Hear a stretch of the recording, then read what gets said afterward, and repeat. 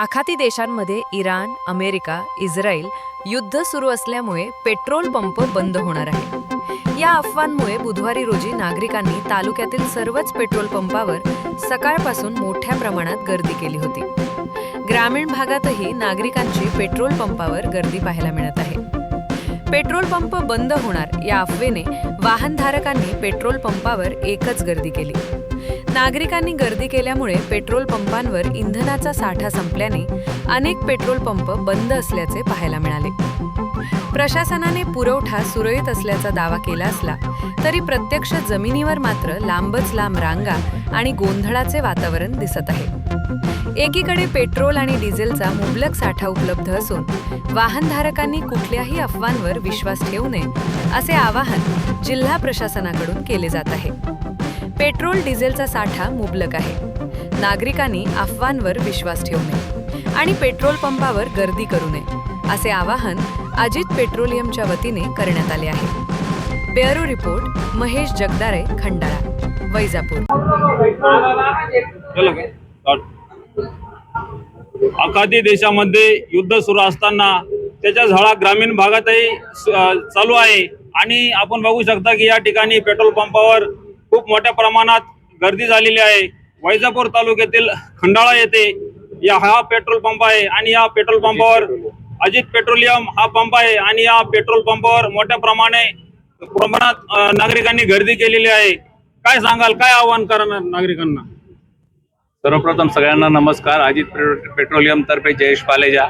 मी सर्व जनतेस आवाहन करू इच्छितो की आपण ज्या परिस्थितीचा विचार करतोय तशी काही परिस्थिती अजून आपल्या भागात आलेली नाहीये, आपल्या जिल्ह्यात सुद्धा आलेली नाहीये। परिस्थिती व्यवस्थित आहे। फक्त या सोशल मीडियाच्या माध्यमातून, फेसबुकच्या माध्यमातून किंवा तोंडी एकामेकाला जी परिस्थिती सांगण्यात येत आहे, पेट्रोल संपणार आहे, डिझेल संपणार आहे, तशी परिस्थिती काही नाहीये।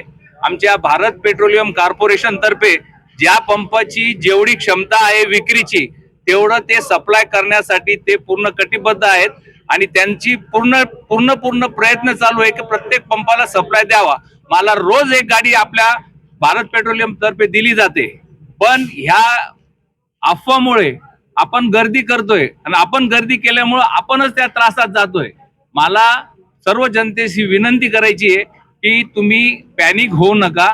परिस्थिती अशी खराब झालेली नाहीये। आजही सांगली जिल्ह्याच्या कलेक्टरनी सांगितलंय, तेलंगणाच्या राज्याने सांगितलंय, लोकमतच्या माध्यमातून सांगण्यात आलेलं आहे का परिस्थिती पूर्णतः पुरवठा आपल्याकडे शिल्लक आहे। केंद्र सरकार मार्फत बी सांगितलेलं आहे आणि विविध तेल कंपन्या मार्फत बी सांगितलेलं आहे, पण तरी आपली जी जनता आहे ही एकमेकावर विश्वास ठेवून पॅनिक होते आणि पॅनिक झाल्यामुळे पूर्ण गर्दी तयार होते आणि ज्याला 100 रुपयाची गरज आहे तो 500 रुपयाचं पेट्रोल टाकतोय, ज्याला 1000 रुपयाचं डिझेल पाहिजे तो 10,000चं डिझेल टाकतोय। त्याच्यामुळे सर्वसामान्यालाच हा त्रास होतोय। माझी ही सगळ्यांना विनंती आहे, आपल्याला जेवढी गरज आहे तेवढंच पेट्रोल घ्या, जेवढी गरज आहे तेवढंच डिझेल घ्या। अजूनही पुरवठा संपण्याची काही परिस्थिती नाही, भरपूर साठा तेल कंपन्याकडे आहे। फक्त परिस्थितीनुसार आणि सगळं विचार करून, युद्धजन्य परिस्थितीचा विचार करून कंपनी आपला साठा योग्य तो ठेवून पूर्ण जनतेला पूर्ण क्षमतेने सप्लाय करण्यास तयार आहे आणि त्यांनी तसं आम्हाला सांगण्यात आलेलं आहे। तरी जनतेला विनंती आहे की खूप गर्दी करू नये, आपल्याला जेवढी गरज आहे तेवढं घ्या। कालही माझ्याकडे गाडी आली होती, आजही आली होती, परवाही आली होती, त्याच्या 4 दिवस आधी माझ्याकडे रोज गाडी येते, उद्याही गाडी आपल्याकडे येणार आहे। तरी गरजेनुसार तुम्ही इंधन पुरवठा घ्या, आम्हालाही त्रास होणार नाही आणि तुम्हालाही त्रास होणार नाही। सगळ्या जनतेला मी विनंती करतो। आपण बघू शकता की या ठिकाणी अपेक्षापेक्षा जास्त पेट्रोल किंवा डिझेल कोणी भरू नये असे आवाहन करण्यात आलेले आहे। माझ्या सहकारी सोबत मी महेश जगदाळे, T24, खंडाळा, वैजापूर।